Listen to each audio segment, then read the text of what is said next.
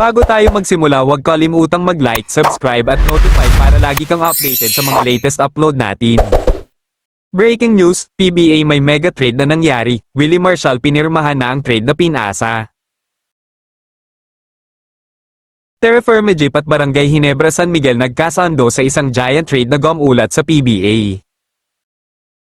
Binigay ng Terraform Jeep sa Barangay Ginebra San Miguel ang former first overall pick ng katatapos lang na draft na si Stephen Holt. Si Holt ay candidate sa MVP plum na ibibigay bago magsimula ang season. Si Holt ay nag-average ng 21 points, 8.36 rebounds at 6.64 assists per game last season para mapasama sa Best Player of the Conference candidate. Si Holt ay dating naglaro sa Cleveland Cavaliers sa NBA at may edad na ngayong 32 years old.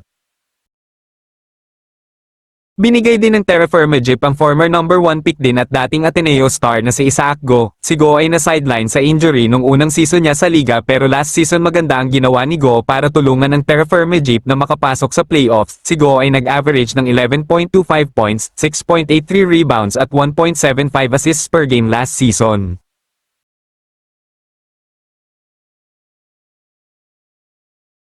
Kasama din sa deal ang number 3 pick ng Terraform Jeep sa draft na gaganapin bukas at ang mga posibleng makuha sa third overall pick na yon ay sila Cedric Bearfield, Kalen Thompson at Kai Balungay.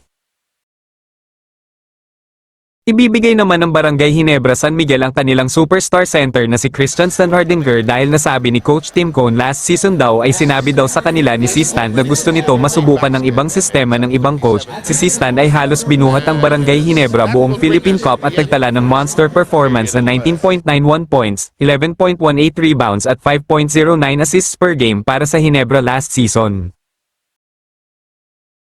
Kasama din sa trade ang former scoring champion at 37-year-old guard na si Stanley Pringle. Si Pringle ay X-factor sa Ginebra sa bench sa buong season na nakalipas. Unti-unti na ring bumabalik ang galaw ni Pringle. Si Pringle ay nag-average ng 7.55 points, 2.91 rebounds at 2.09 assists per game last season. Alam naman natin na kahit ganyan ang average ni Pringle last season ay iba pera ng bagsik ng isang stand-man Pringle.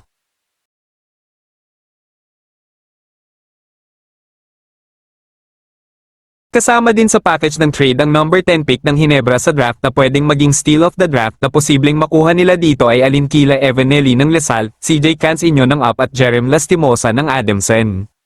Kayo mga ka-Lloyd Sports Zone, sa tingin nyo sino ba ang nanalo sa trade sa pagitan ng Terraform Jeep at Barangay Ginebra? Paki-comment nyo ang tingin nyong nanalo. Bago matapos ang video, huwag kalimutang mag-subscribe at like para updated ka sa mga susunod pa nating video. Salamat!